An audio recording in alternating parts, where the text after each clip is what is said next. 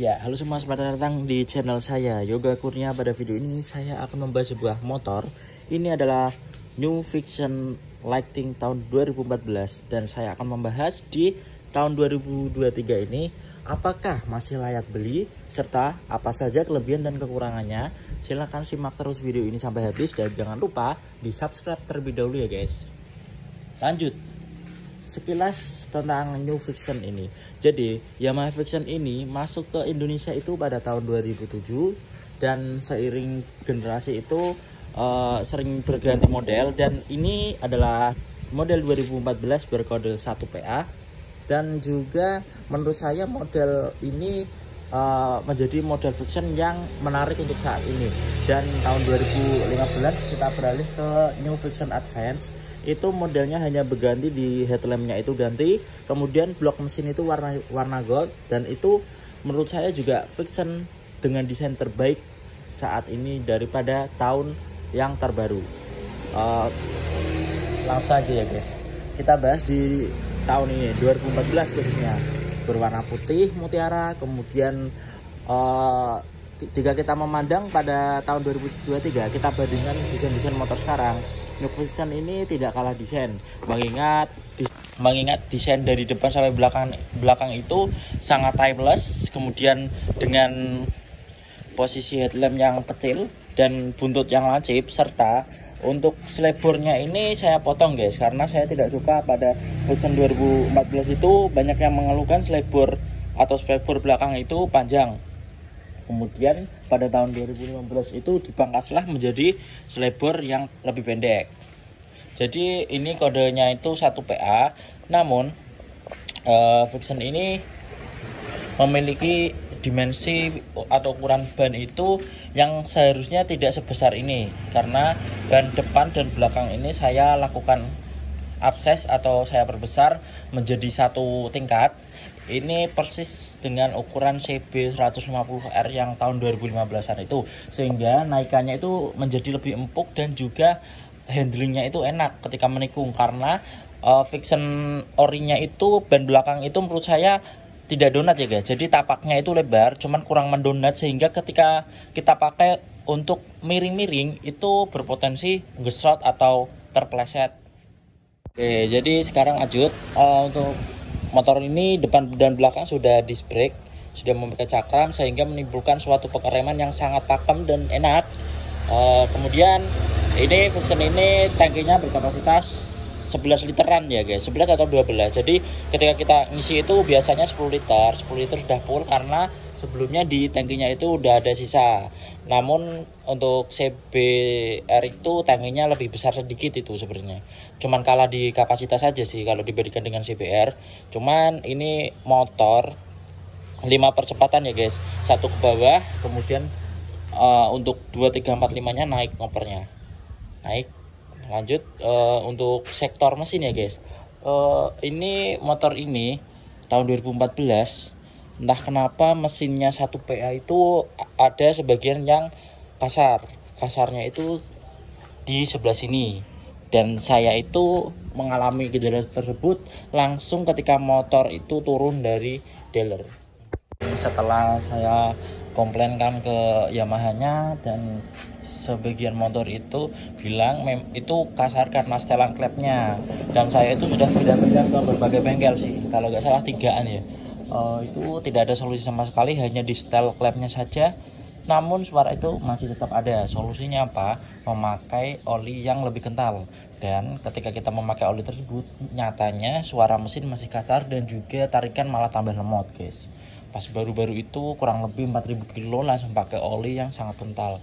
Oke, kemudian saya balikan lagi ke oli yang orinya. Coba kita nyalakan speedometer ya guys. Ini sudah saya modif menjadi negatif display, dan ini nyalakan ya.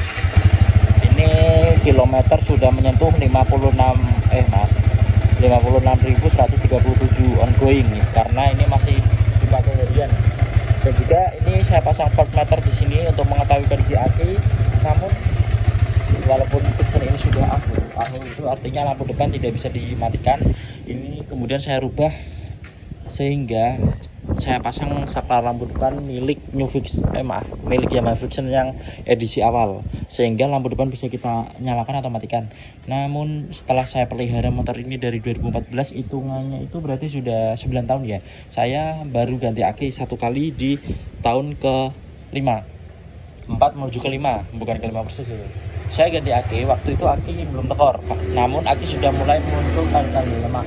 Seperti ketika starter itu terasa berat, voltmeternya itu down, kan saya pasang tuh, jadi saya itu mengerti voltmeternya itu berapa. Langsung saya ganti aja dan alhamdulillah sampai sekarang masih awet. Yang penting itu kita ketika nyalakan mesin pertama, kita memakainya kickstarter. Kemudian untuk sektor lampu itu orinya itu masih halogen, cuman ini saya ganti ke Mini Proji. Kalau kalian tidak tahu Mini Proji itu apa, kalian bisa cek video lama saya pernah mereview lampu ini guys. Kemudian spionnya itu menurut saya tergolong sangat panjang, dan juga ini bandulan stang ini saya ganti. Namun plat nomor ini juga saya ganti karena pada Friction tahun 2014an ini orinya itu plat nomor terletak di atas batok sini. Batok ini terkenal dengan Friction Shinchan karena batoknya itu kayak Shinchan. Di sini menurut saya kurang proporsional ketika dilihat, sehingga saya membelikan dudukan di bawah itu milik Satria FU. Selanjutnya untuk cover radiator saya pasang variasi ini harga 15.000, saya cat ulang dan sekarang juga sudah jelek. Kemudian untuk cover engine ini juga variasi ya guys, beli di toko online 100 ribuan. Saya cat lagi warna putih, cuman ini ngecatnya kurang rapi ya, nggak apa-apa, cat sendiri pakai cat semprot. Oke, apa aja ya yang perlu dibahas. Kemudian untuk Friction ini apakah masih rekomen di tahun 2023? Oke, jadi kita lihat dulu di harga. Ini saya beli dulu itu 2014 kurang lebih 24 jutaan ya kalau nggak salah, 22 atau 24an lah. Kemudian di tahun ini harga bekasnya itu kurang lebih ya berkisar di antara 9 sampai 11 juta tergantung kondisi. Jika kondisi sangat layak bagus itu harga di 11 juta. Kemudian untuk kondisi yang kadang ada yang jual minusan, kemudian tanpa STNK, tanpa BPKB, itu harga bisa jatuh sekali. Dan jika kondisi agak ada minus-minusnya kayak ini nih, di jok itu ada minusnya, jok sobek dan juga sebagian gores-gores kecil, itu biasanya harganya di 10 juta. Bagi kalian yang minat silahkan bisa komen ke video ini karena Friction ini berencana saya jual guys. Kemudian jika kita bandingkan nih dengan rivalnya yaitu CB150R, itu layak mana ya guys? Jadi kita lihat dulu nih, ini milik Yamaha, CB itu milik Honda. Yang katanya Honda itu lebih bagus, namun belum tentu ya guys. Kita lihat dulu, ini mesinnya SHC, Honda itu DOHC. Ini Friction 5 percepatan, si Honda bisa 6 percepatan. Namun itu kedua itu saya pernah pakai dan juga ada plus minusnya. Nyatanya apa? Ini walaupun ini 5 percepatan, mesinnya itu tarikannya lebih smooth, lebih enak, dan ngopernya itu sangat-sangat enteng daripada produknya Honda. Produk Honda itu ngopernya itu sangat-sangat keras guys. Dan juga untuk tuasnya itu istimewa nih punya Yamaha. Kalian bisa lihat ini ada operan untuk posisi depan dan juga belakang. Jadi ketika kita pakai sepatu, kita itu enak kalau mau nambah gigi, sepatu kita itu bisa bersih guys. Kalau si Honda itu memang keren, itu tuasnya hanya satu yang depan, cuman kelemahannya kalau kita pakai sepatu, nanti sepatu kita bakal cepat rusak dan juga kotor. Kemudian untuk desain takinya juga enak dipandang, ini punya Yamaha. Jika kalian bukaannya itu enak guys, karena modelnya seperti ini. Nah, enak kan? Selanjutnya kita tutup, namun kalian punya Friction ini kalian harus memperhatikan si lubangnya ini. Lubangnya ini rawan apa ya ini? Rawan tidak bisa diputar. Kalian harus rajin menyemprotnya pakai WD-40 ketika musim hujan ya terutama, agar putarannya menjadi enteng. Karena kalau kalian paksa nanti kunci bisa patah guys. Kemudian rangka.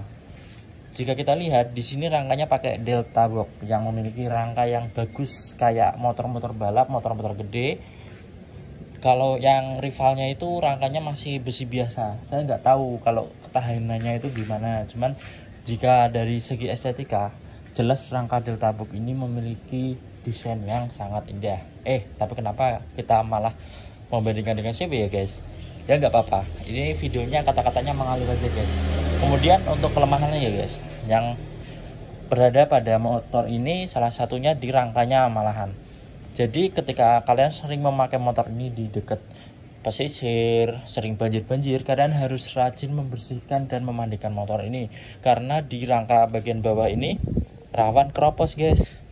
Entah kenapa, cuman alhamdulillahnya motor ini rangka tidak ada yang karat-karat, tidak ada yang keropos-keropos, aman. Kemudian untuk ketahanan mesinnya ini sudah 56.000, sangat bandel, tidak ada perpak atau packing yang bocor-bocor. Kampas kopling masih enak, belum selip, dan juga masih kayak biasa, kayak normal gitu. Dari dulu emang masih sama. Oke, itu. Kemudian desain yang belum ketinggalan zaman menurut saya daripada Vixen yang tahun muda, itu desainnya itu lucu guys. Kebanyakan plastik kalau nggak salah ya. Jadi kalau jangka pemakaian kurang teliti, nanti bakal cepet kelihatan rusak daripada Vixen yang ini. Nah, kalian lihat aja dari sini, sangat bagus kan. Kemudian shockbreaker ya guys, shockbreaker 56.000 ini belum pernah ganti, walaupun shockbreaker depan pernah servis di kilometer 15.000, karena memang itu pernah masuk ke lubang yang sangat dalam, komstir rusak, kemudian si shockbreaker bocor. Kemudian ini sudah direstorasi shockbreakernya menjadi lebih empuk, entah gimana racikannya nggak tahu. Sampai sekarang 56.000 masih juga awet, masih empuk, dan monoshock belakang juga awet. Kemudian ini kelemahan yang sangat penting nih bagi semua produk Yamaha, yaitu baut-baut. Kita bicara masalah baut. Nih contohnya baut ini. Jadi bautnya itu rawan dol karena bahannya itu seperti tipis, sehingga ketika kalian misal buka baut, kalau nggak hati-hati nanti dol, harus diganti lagi. Baut Yamaha itu kebanyakan seperti itu guys. Build quality-nya itu kurang keras atau kurang gimana nggak tahu saya, intinya cepet dol. Kemudian komstir Vixen ini memiliki satu kelemahan, yaitu komstirnya itu cepet-cepet aus, cepet-cepet kocak guys. Saya nggak tahu itu kenapa, mungkin ya dari bahannya sih. Walaupun ori pun juga cepet kocak kalau kalian lewat pantura yang nggak rata sih. Kalau bener-bener jalan halus mah itu awet sampai kapanpun guys. Kemudian swing arm belakang itu di sisi dalam sini ada sebuah bushing yang namanya, biasanya kalian beli di dealer itu namanya lases arm. Itu juga rawan rusak guys. Kalau itu rusak, biasanya si ban itu bisa gerak kanan kiri, dan juga efeknya itu nanti ketika kalian belok miring-miring gitu, limbung kayak mau ngebuang gitu yang belakang. Itu harus segera diganti, murah kok itu. Biasanya 20.000 km udah ngaba-ngaba ya itu ya, lases arm. Katanya itu kelemahannya monoshock. Kemudian gear Vixen ini sangat cepat aus guys. Maka dari itu solusinya saya ganti itu gear belakang pakai gear sepuh kayak gini nih. Kita lihat. Oke, kayak gini warnanya kuning ya guys. Di sampingnya itu kayak gosong-gosong gitu. Ini gear sepuh itu adalah sebuah gear kemudian dipanaskan ulang sehingga menjadi seperti ini. Ya, ini kuat sekali guys. Biasanya rantainya yang kalah duluan, cuman ini masih bagus. Ini udah 20 km lebih, masih bagus. Sering disetak-setak juga cara pakainya, dan saya rekomendasi pakai gear ini. Cuman yang jual itu sangat sedikit. Lampu belakang sudah saya ganti, orinya masih ada. Kemudian lampu sen masih hidup semua. Oke. Pajak, kita bicara pajak guys. Pajak motor ini 2014 itu sebesar 340 ribuan. Kira-kira segitu untuk wilayah Kendal. Kemudian untuk konsumsi bahan bakar, motor ini diklaim oleh dealer itu bisa tembus 44 km per liter dengan mesin dengan kode 1 PA ini. Menurut saya itu sangat irit, mengingat kita lihat lagi ke rivalnya itu biasanya di 40 atau 42 km per liter. Namun jika kita pakai harian, nanti tergantung medan dan kondisinya, tidak selalu sama plug sama klaim pabrikannya. Intinya bisa menyentuh angka segitu. Cuman kalau kalian mau nyari Vixen yang irit, kalian langsung ke Vixen yang selanjutnya aja, 2015an itu. Kode mesinnya kan udah beda tuh, itu bisa awet, bisa tembus 51an kilometer, itu sangat awet. Cuman untuk tarikannya jelas Vixen ini seperti nggak pernah kehabisan napas guys. Enak banget, walaupun gigi 5 itu enak guys. Gigi 6 itu bisa kalah di kelasnya loh ya. Jangan bandingkan pada kelas yang di atasnya, cuman bandingkanlah dengan yang di kelasnya. Mungkin videonya cukup ini saja. Jika kalian suka bisa di like, bisa di komen juga di bawah. Kemudian jika kalian minat bisa juga tulis komentar di bawah ya guys. Kalau minat motor ini nanti kita bisa rembukan. Syukur-syukur kalau daerahnya sama dari Semarangan aja biar mudah guys transaksinya. Sebenarnya masih sayang sih, nah kenapa pengen jual aja sih, karena udah ada motor matic. Kemudian pengen ada rencana pengen ganti ke yang 2015 ke atas aja sih. Oke, jangan lupa di subscribe dan nyalakan lonceng serta beri super thanks kalian ya guys. Oke, sampai jumpa di video saya selanjutnya guys.